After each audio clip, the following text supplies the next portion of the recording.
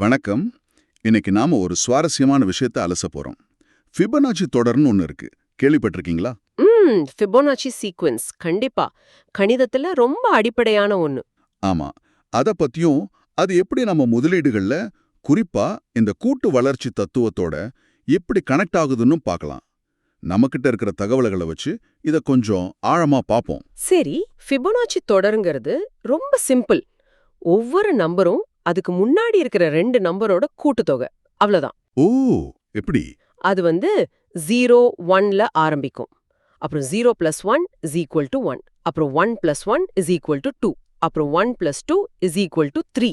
அடுத்து 2 + 3 = 5. இப்படியே போயிட்டே இருக்கும். 8 13 21 34ன்னு. சரி சரி.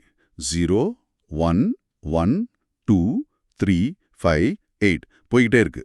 இதுல என்ன ஸ்பெஷல்னா போக போக நம்பர்ஸ்க்கு நடுவுல இருக்கிற வித்தியாசம் பயங்கரமா அதிகமாகுது இல்லையா? கரெக்ட். அதுதான் முக்கியமான பாயிண்ட். வளர்ச்சி முதல்ல மெதுவா இருந்து அப்புறம் வேகம் எடுக்குது. இதுக்கு இத்தாலிய கணித மேதை லியோனார்டோ ஆஃப் பீசா பேரை வச்சிருக்காங்க. ஓஹோ, இது இயற்கையில கூட நிறைய இடத்துல இருக்குன்னு சொல்றாங்களே. பூவோட இதழ்கள், மரக்கிளைகள் மாதிரி. ஆமாமாமா, இது வெறும் நம்பர் வரிசை இல்ல. இது ஒரு வளர்ச்சி முறை. ஒரு காம்பவுண்டிங் எஃபெக்ட் மாதிரி. சின்னதா ஆரம்பிச்சு இருக்கிறத வச்சே பெருசா வளர்ற ஒரு விஷயம். சரி, இப்ப நம்ம விஷயத்துக்கு வருவோம்.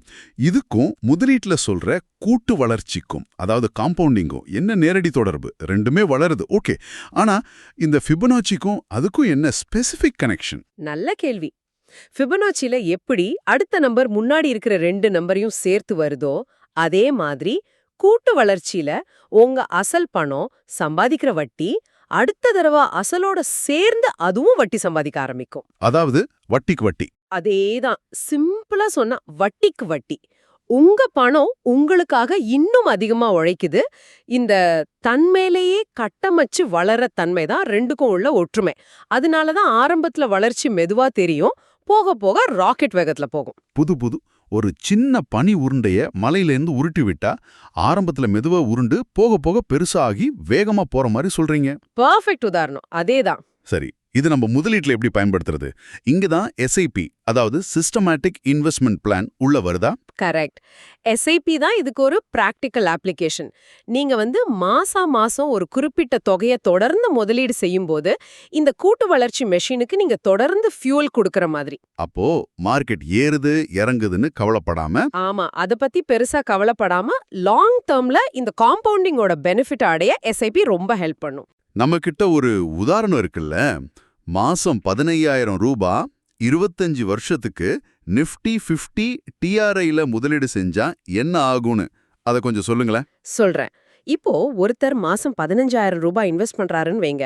25 வருஷத்துல அவர் போட்ட மொத்த பணம் எவ்வளவு இருக்கும்? சுமார் 45,75,000 ரூபாய். சரி, 45.75 லட்சம் முதலீடு.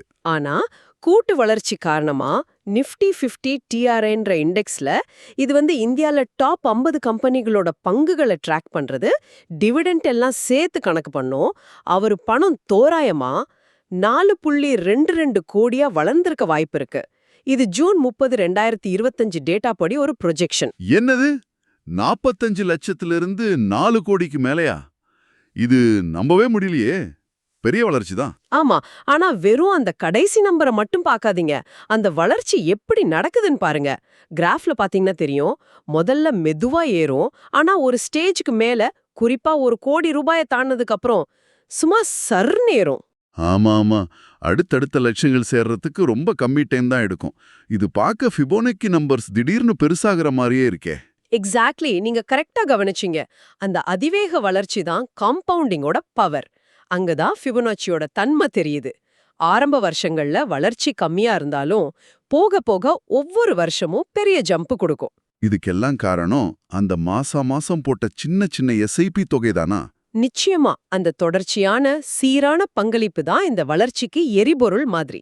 ஆனா ஒரு சந்தேகம், ஃபிபோனாச்சிங்கிறது ஒரு பக்கா கணித வரிசை. கரெக்டா அடுத்த நம்பர் என்னன்னு சொல்லிடலாம். ஆனா நிஜ மார்க்கெட் அப்படி இல்லையே. ஏகப்பட்ட ஏற்ற இறக்கம் இருக்குமே. அப்போ இந்த கம்பேரிசன் எந்த அளவுக்கு நிஜத்துக்கு பொருந்தும்? நியாயமான கேள்விதான். நிஜ மார்க்கெட் ஃபிபனாச்சி மாதிரி கச்சிதமா இருக்காது. ஏற்ற இறக்கம் கண்டிப்பா இருக்கும். ஆனா எஸ்ஐபியோட பெரிய பிளஸ் என்னன்னா, நீங்க மார்க்கெட் மேல இருக்கும்போதும் வாங்குவீங்க, கீழ இருக்கும்போதும் வாங்குவீங்க. இது உங்க சராசரி வாங்குற விலைய கம்மி பண்ணும். அதுக்கு பேரு ருபி காஸ்ட் ஆவரேஜிங். ஓ, சரி சரி. முக்கியமா என்னன்னா, அந்த ஏற்ற இறக்கத்துக்கு நடுவுலயும் அந்த அடிப்படை தத்துவம், அதாவது உங்க பணம் உங்களுக்காக உழைச்சு இன்னும் பணத்தை ஈட்டுறது, அது நடந்துட்டே இருக்கும். அந்த வளர்ச்சியோட பாதை இருக்குல்ல, அந்த வடிவம் மெதுவா ஆரம்பிச்சு வேகமா போறது. அது ஏற்ற இறக்கம் இருந்தாலும் ஃபிபனோச்சி போக்க ஓரளவு பிரதிபலிக்கும்.